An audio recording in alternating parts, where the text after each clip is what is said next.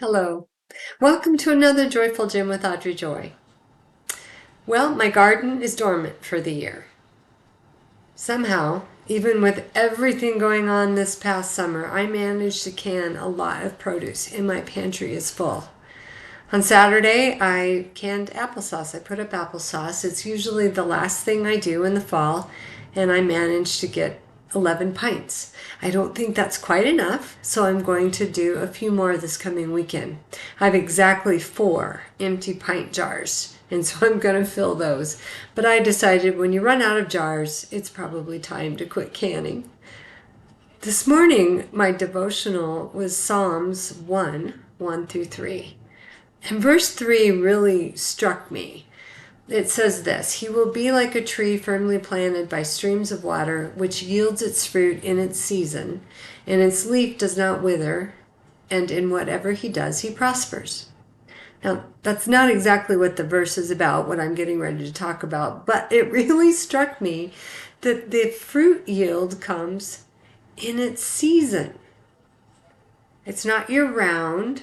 It's not sporadic. It's in its season. And growing any kind of produce is cyclical. There are different seasons. The growth season comes in the spring. That's when everything wakes up. It turns green. Sprouts come alive. Then during the summer months, that's when the plants really begin to produce fruit. The fall season is when most of the produce is harvested. And then the cycle returns and everything goes dormant again for winter. And I was thinking about our spiritual lives, that they might also have a cycle. Some people stay perpetually in spring, where they grow and they learn, but they never really take any action and never really produce any fruit. I might be guilty of this very thing in my own life. But there comes a time in every spiritual walk where it's time to act. It's time to do something in service to the Lord.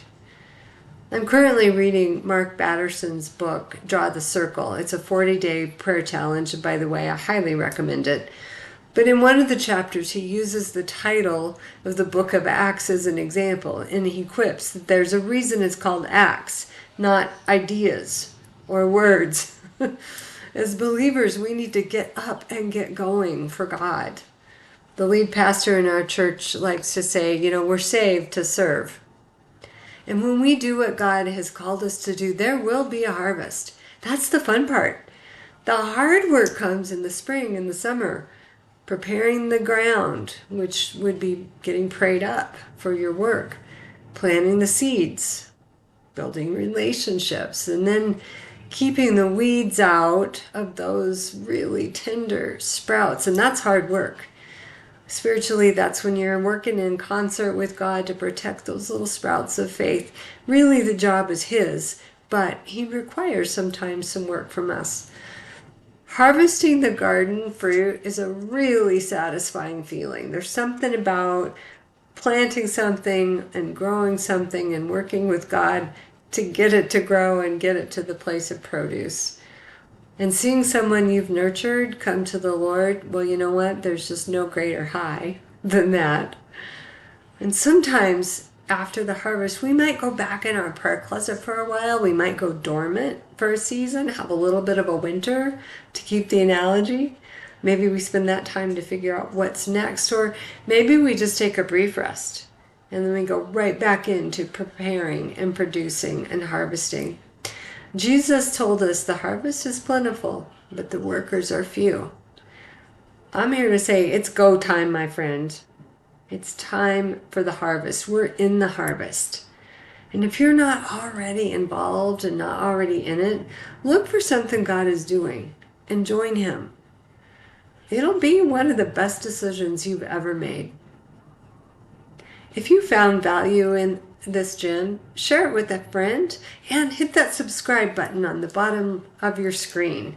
You can also follow me on my Facebook page, This Is For Me. And if you're not already a Joyful Gym subscriber, you can change that. Log into my website at thisisforme.com or just email me, audreyjoy@thisisforme.com. Be joyful.